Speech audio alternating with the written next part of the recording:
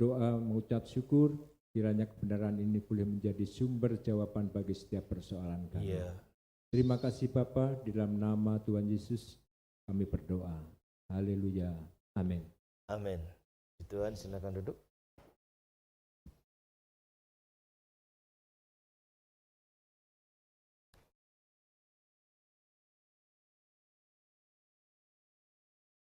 Puji nama Tuhan, Shalom.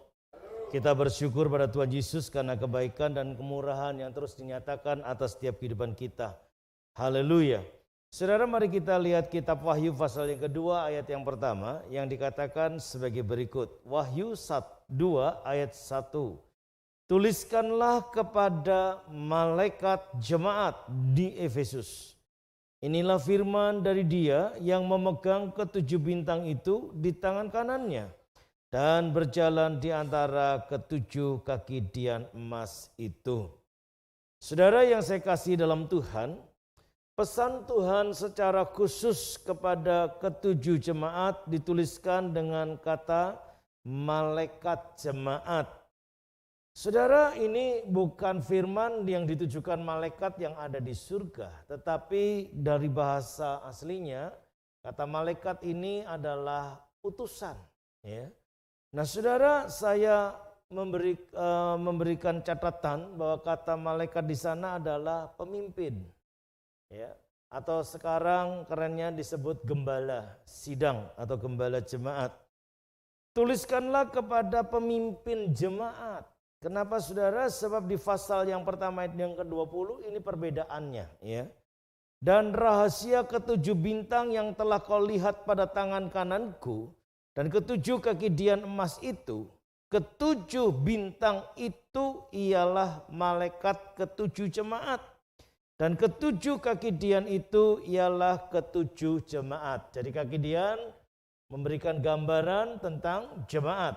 Sementara tujuh bintang adalah berbicara tentang malaikat atau pemimpin jemaat itu. Ya. Nah, tidak ubahnya saat ini saya dipercaya oleh Tuhan menjadi malaikat jemaat KKS. Gitu kira-kira ya, untuk memudahkan pengertiannya. Nah, saudara yang saya kasih dalam Tuhan, ketika tadi pagi saya merenungkan bagian ini, saya diingatkan beberapa puluh tahun yang silam, tepatnya di bulan Oktober tahun 90, ketika Tuhan berbicara secara khusus, waktu itu saya posisi masih ada di Korea, saudara, Tuhan berbicara, kembalilah, pulanglah ke kotamu. Dengan berbagai dalih dan alasan saya katakan tidak Tuhan, tidak Tuhan. Tetapi 3 kali suara Tuhan itu datang secara audible yang memerintahkan saya untuk kembali. Dan kata Tuhan, aku akan memakai engkau di sana. Ya saudara yang saya kasih dalam Tuhan, secara prinsip pulanglah saya walaupun butuh waktu yang cukup lama. Tahun 90 saya mendengar perintah itu, tetapi karena tawar-menawar tadi, bahkan ketika saya di Korea pun sudah mengatakan, ya Tuhan saya akan pulang.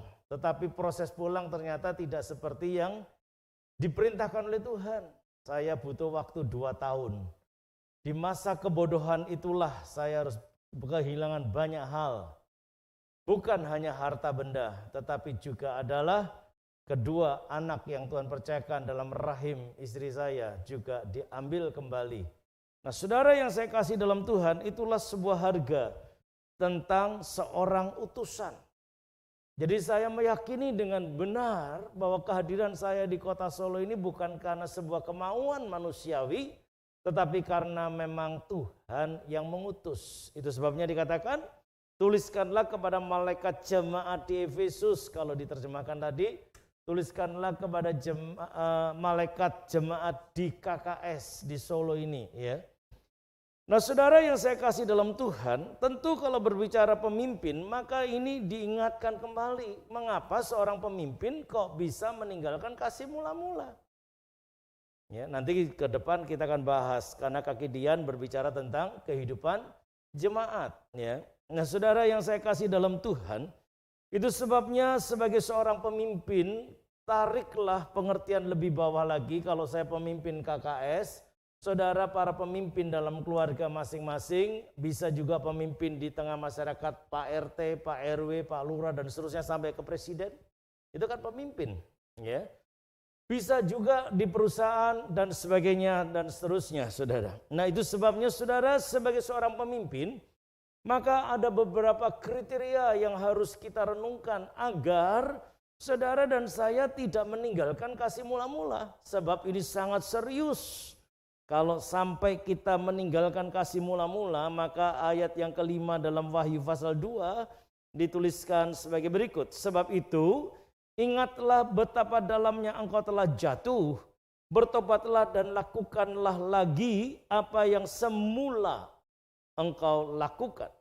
Jika tidak demikian, aku akan datang kepadamu dan aku akan mengambil kekidianmu dari tempatnya, jikalau engkau tidak bertobat. Nah, saudara, beberapa waktu yang lalu, bahkan beberapa tahun yang lalu, saya juga banyak menyaksikan bagaimana rekan-rekan sejawat sepelayanan yang berkata, jemaat saya sekarang habis, Pak.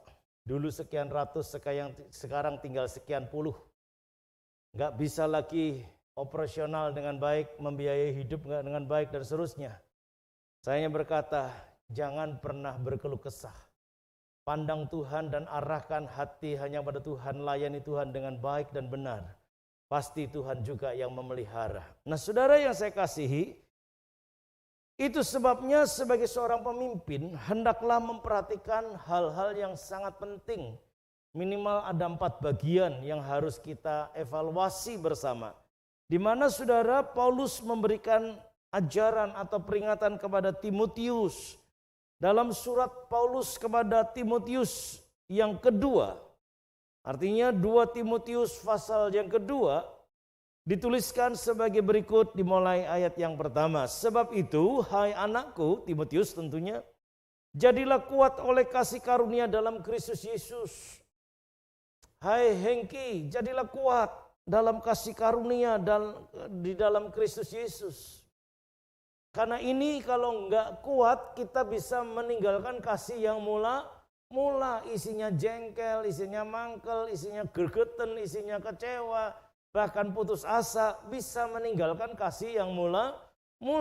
Nah, saudara, ayat yang kedua dikatakan, apa yang telah engkau dengar daripadaku di depan banyak saksi, percayakanlah itu kepada orang-orang yang dapat dipercayai, yang juga cakap mengajar orang lain.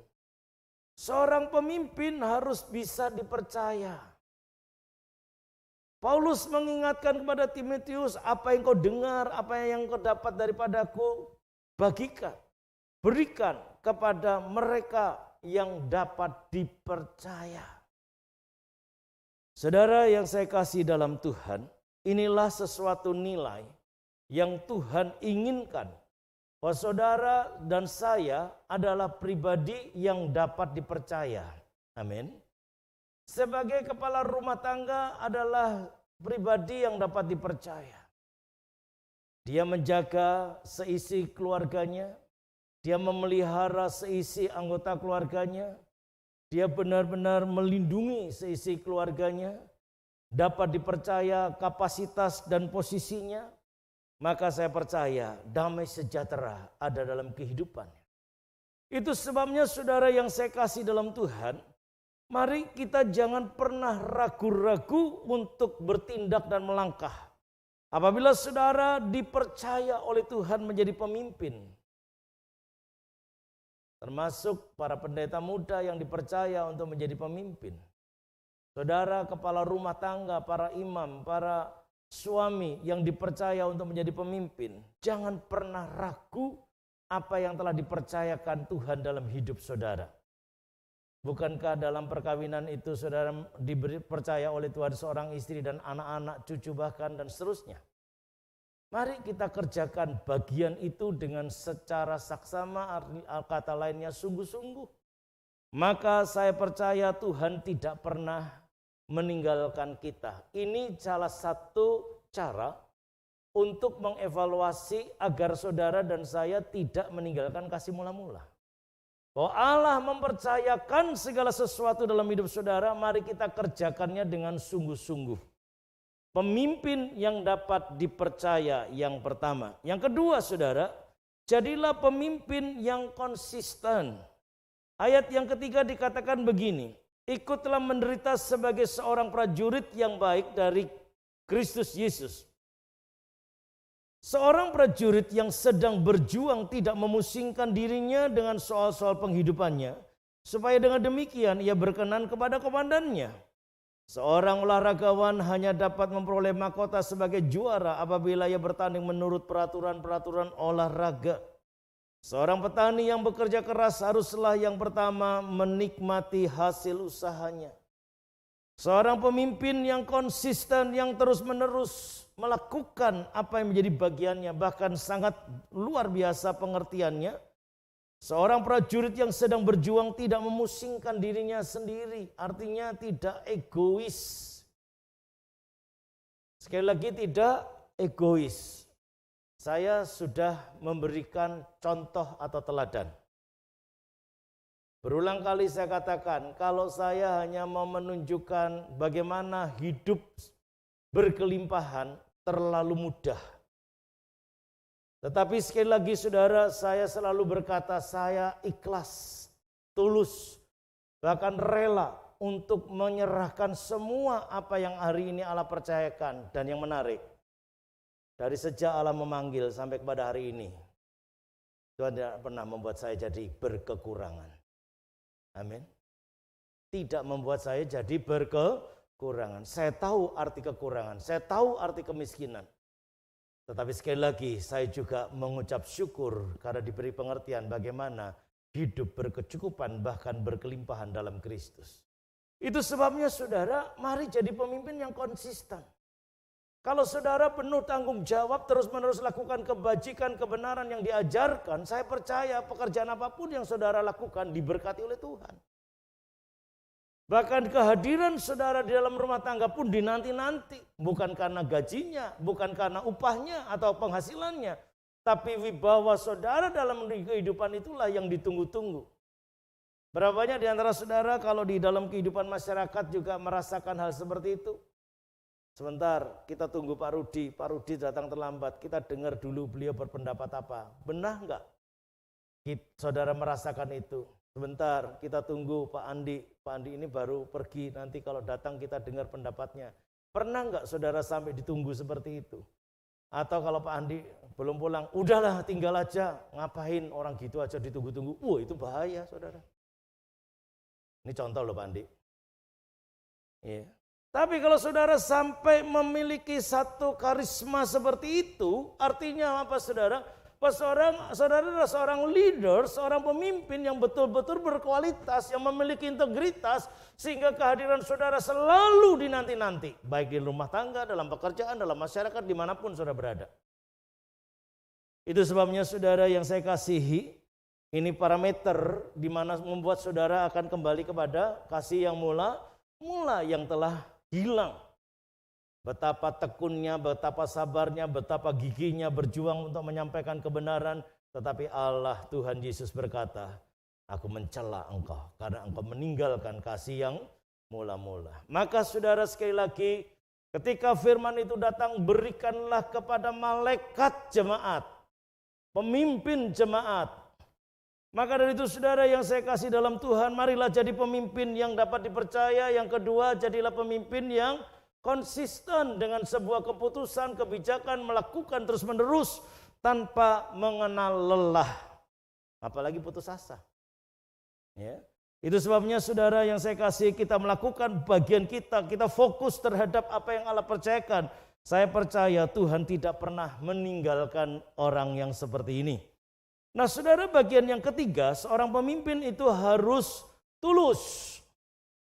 Pasal yang sama dalam 2 Timotius 2 ayat yang ke-15 dikatakan sebagai berikut. Usahakanlah supaya engkau layak di hadapan Allah sebagai seorang pekerja yang tidak usah malu, yang berterus terang memberitakan apa? Perkataan kebenaran itu. Gak usah malu, gak usah ragu, gak usah bimbang. Kalau itu kebenaran, sampaikan saja. Hanya satu hal, ketika saudara menyampaikan kebenaran harus tetap dengan ramah. Ketika saudara menyampaikan kebenaran tetap harus dengan lemah, lembut. Ya. Gak boleh intimidasi, gak boleh ancaman, gak boleh membuat sebuah tekanan, tetapi saudara harus menyampaikan sebuah kebenaran dengan dasar kasih. Lain halnya kalau saudara memang ditetapkan sebagai seorang nabi yang untuk harus menyampaikan satu pesan yang sangat luar biasa daripada Allah, suka atau tidak sampaikan saja. Tetapi saudara harus tahu kriteria seorang nabi itu seperti apa. Ya. Kalau saudara memang mendapatkan karunia itu, kenapa tidak? Bisa saja saya akan berkata, Bu Weli bertobat, kalau enggak mati kamu hari ini. Nah itu bisa, tapi harus benar-benar menyampaikan atas nama Tuhan dan wibawa Tuhan yang ada di dalamnya. Gak boleh karena ketidaksukaan kemudian memberikan ancaman. Bu Weli, kalau Bu Weli nggak mau berubah, maka semuanya akan berubah cepat dan ibu akan mengalami kerugian fatal, bahkan mati. Wow, ngeri saudara. Tetapi saudara, seringkali kita tidak dengan tulus. Ada modus, ada satu tendensi tertentu. Maka saudara yang saya kasih dalam Tuhan, tadi sebuah perenungan. Bisa jadi saya akan segera umumkan bahwa salah satu bagian protokol iman ke depan tambahannya adalah kalau saudara mau beribadah, siapapun saudara tanpa terkecuali yang punya usaha, kalau mau datang ke gereja nggak boleh bawa dagangan. Karena ini akan tendensinya salah. Iya kan? Bu Weli nanti ya pesanannya tak bawa hari Minggu. Jadi datang ke gereja itu tidak serta-merta menyembah, tetapi bawa dagangan. Dan begitu sudah diserahkan, mesti pikiran bayar ora. Iya kan? Apalagi kalau Bu Welinya tidak bayari, contoh loh Bu ya. Piye toh hamba Tuhan wis digawake ngoyo-ngoyo ora bayar. Wah, loro-loro. Coba kalau hari Minggu tidak ada transaksi apapun. Saudara kalau memang bekerja dan berjualan hari-hari yang lain bisakah? Bisa untuk kegiatan itu. Beberapa waktu saya lihat ada yang bawa bungkusan, apa itu? Ini titipannya Bu Weli, contoh lagi loh Bu ya. Apa itu? Ini titipannya si A, si B. Kenapa sih wong mau ibadah kok membawa titipan?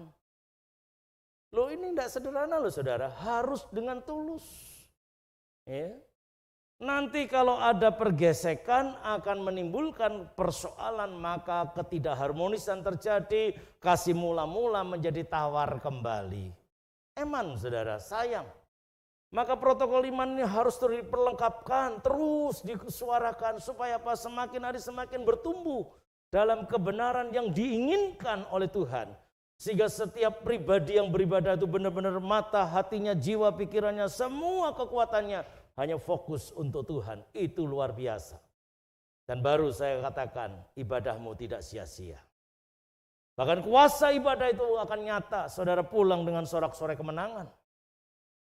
Itu bagian yang ketiga, dapat dipercaya, konsisten. Yang ketiga, dengan tulus. Pemimpin harus tulus. Yang keempat saudara dikatakan ayat 21. Jika seorang menyucikan dirinya dari hal-hal yang jahat, ia akan menjadi perabot rumah untuk maksud yang mulia. Ia dikuduskan, dipandang layak untuk dipakai tuannya dan disediakan untuk setiap pekerjaan mulia. Pemimpin yang keempat adalah pemimpin yang kudus. Dan pemimpin yang kudus tidak pernah mengenal sebuah kompromi atau ada istilahnya kata lain kompromi itu apa? Ya, kesepakatan, ya. Toleransi, nggak ada. Kalau iya katakan iya, kalau tidak katakan tidak, kalau benar katakan benar, kalau salah katakan salah. Dan terutama kepada si pelaku atau seorang pemimpin itu tadi, benar-benar menyucikan diri dari hal-hal yang jahat. Saudara yang buat catatan yang jahat yang dimaksud apa, saudara yang tahu persis. Mari saudara kita berani bayar harga, kalau tidak ada perubahan dalam hidup. Maka akan terus-menerus menjadi cemooh. Bahkan ujung daripada cemooh membuat kasih mula-mula menjadi hilang. Coba kalau hidup saudara sebenarnya dicemooh orang, terus dicela orang, terus dipati orang. Saya percaya satu hari akan berkata, ora gereja ora apa-apa. Pasti akan tawar hati. Itu sebabnya saudara yang saya kasihi, diingatkan bahwa seorang pemimpin dalam 1 Timotius pasal yang ketiga ayat yang ke-7, hendaklah ia juga mempunyai nama baik di luar jemaat agar jangan ia digugat orang dan jatuh ke dalam jerat iblis. Seorang pemimpin harus benar-benar mempunyai nama baik. Nama baik itu bukan sebuah rekayasa. Nama baik itu adalah bagian hidup yang tidak terpisahkan dalam seluruh perjalanan hidup yang bersangkutan. Dan nama baik itu bukan saudara mengatakan nama saya baik loh di luar. Tapi nama baik itu adalah masyarakat yang menilai atas hidup saudara. Amin. Orang di luar saudara yang menentukan bahwa orang ini sangat luar biasa. Termasuk tadi salah satunya. Tunggu sik, nek Pak Gatot rung teko iki ro mantep. Sik enteni dilungkas 1 menit. Ini tanda-tanda punya nama baik, punya wibawa Allah. Karena setiap keputusannya selalu menjadikan satu berkat dalam kehidupan bersama. Saudara yang saya kasihi, yang berbanding terbalik kepada saudara yang dipimpin. Kalau saudara merespon dan menanggapi dengan reaksi yang positif, maka saya percaya ketika saudara bagian keluarga yang dipimpin menghormati seorang pemimpin, saya percaya hidup saudara pun penuh dengan damai sejahtera. Seorang yang rendah hati dan ikhlas dipimpin, maka kepadanya juga akan diberkatkan oleh Tuhan segala sesuatu yang timbul dalam benak jiwanya. Itu sebabnya saudara yang saya kasihi, saya mau supaya di antara kita memimpin dan dipimpin, gembala dan jemaat memiliki satu kehidupan yang harmonis sehingga terjadi interaksi yang positif di antara kita, saling menopang, saling menguatkan. Saudara yang saya kasih dalam Tuhan, jika tidak, dua hal terjadi. Pemimpin diganti atau kaki dia diambil, jemaat hilang. Ya, tidak mudah saudara. Hari-hari ini saya juga sedang bergumul untuk sinode. Karena ada 1-2 orang yang berperilaku yang salah secara organisasi dan tentunya di hadapan Tuhan. Ya. Maka dari itu saudara, ini perlu sebuah evaluasi yang serius.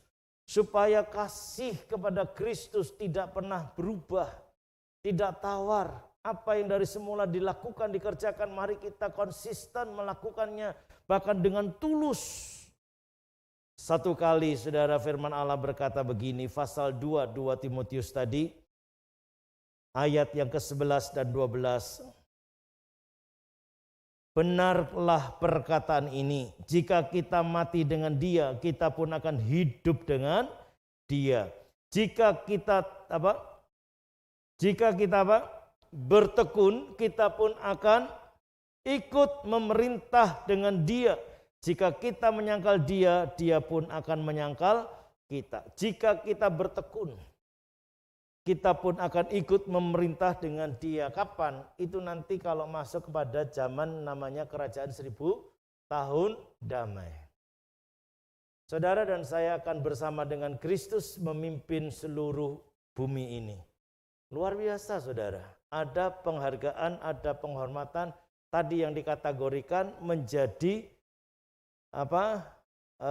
perabot rumah untuk maksud yang mulia. Maka saudara jangan sedikit-sedikit loro hati, sedikit-sedikit tersinggung, sedikit-sedikit merasa direndahkan, jangan. Sekalipun saudara memang direndahkan, ucap syukur, maka saudara dimuliakan oleh Tuhan. Sekalipun memang nyata-nyata saudara difitnah, tapi saudara bersyukur, maka fitnah itu menjadi berkat dalam hidup saudara. Alkitab mengingatkan rancangan jahat yang dibuat oleh manusia, dipakai oleh Allah menjadi rancangan yang mendatangkan damai sejahtera dan berkat yang berlimpah. Itu sebabnya mari kita bertahan supaya kasih mula-mula itu tidak lenyap dari hidup kita. Maka saudara dalam Injil Lukas mengingatkan pasal 22, Tuhan Yesus memberikan satu catatan penting di sana. Ayat 26, tetapi kamu tidaklah demikian, melainkan yang terbesar di antara kamu hendaklah menjadi sebagai yang paling muda dan pemimpin sebagai pelayan. Kalau saudara sebagai kepala rumah tangga yang bekerja keras, jangan merasa bahwa saudara orang paling berjasa dalam rumah tangga. Sudah ada tuh viral kok ya. Ketika istrinya minta bantuan, dia mengatakan, apa kurang duit saya berikan? Apa kurang begini? Setelah dihitung dalam perjalanan berbanding dengan waktu yang ada, ternyata penghasilan seorang istri atau ibu rumah tangga itu lebih besar daripada seorang kepala rumah tangga. Jadi jangan sok rumongso sing golek duit dewe. Tapi kalau semua saling menghargai, semua pada bagiannya masing-masing, dan bahkan saling melengkapi, saya percaya kasih yang mula-mula itu tidak pernah hilang. Amin. Kasih yang mula-mula, baik kasih secara manusia, secara eros, tidak akan pernah hilang. Apalagi kalau kasih itu sudah berdasarkan Kristus. Wah, saya percaya saudara, bukan hanya kasih kepada manusia, tapi kasih yang daripada Allah yang suci, yang murni, yang tidak pernah berpikir yang buruk itu akan mendatangkan satu berkat yang luar biasa. Maka dari itu saudara yang saya kasih dalam Tuhan, mari kita mau menyikapi situasi yang ada supaya kasih yang mula-mula itu tidak berlalu. Tetapi saudara akan tetap dengan syukur dan gigih mempertahankan apa yang telah Allah percayakan. Situasi sekarang membuat kita seringkali tawar hati. Tapi firman Allah mengingatkan kepada kita. Ketika Yosua mengambil alih kepemimpinan untuk bangsa pilihan Allah sepeninggal daripada Musa, maka firman Allah datang kepada Yosua sebagai berikut saudara. Yosua pasal yang pertama, ayat yang kedua dikatakan begini, hambaku Musa telah mati, sebab itu bersiaplah sekarang, seberangilah sungai Yordan ini, engkau dan seluruh bangsa ini menuju ke negeri yang akan kuberikan kepada mereka, kepada orang Israel itu. Ayat yang ketujuh, hanya kuatkan dan teguhkanlah hatimu. Dengan apa saudara? Dengan apa? Sungguh-sungguh supaya kasih kepada Allah yang semula tidak berlalu. Bertindaklah hati-hati sesuai dengan seluruh hukum yang telah diperintahkan kepadamu oleh hambaku Musa. Janganlah menyimpang ke kanan atau ke kiri supaya engkau beruntung kemanapun engkau pergi. Kenapa dikatakan kuatkan dan teguhkanlah? Karena Allah tahu umat pilihannya ini modelnya kayak apa. Yang berengkele, yang keras hati, yang tegar tengkuk, yang melawan pemimpin, yang membuat kasih mula-mula kepada Allah pun menjadi lenyap gara-gara umat. Maka Allah berfirman kepada Yosua, kuatkan dan teguhkanlah hatimu dengan sungguh-sungguh.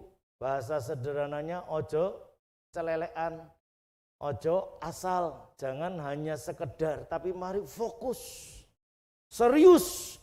Karena umat yang dipilih oleh Allah, umat yang dipakai oleh Allah, inilah umat yang nantinya akan memuliakan Allah. Maka sekali lagi saudara harus sabar.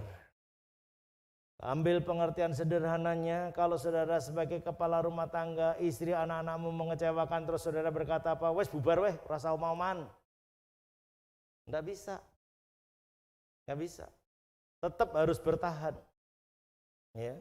Kalau saudara seorang pemimpin yang menyampaikan kebenaran, saya percaya seisi keluarga saudara, anggota keluarga saudara juga akan tunduk kepada kebenaran.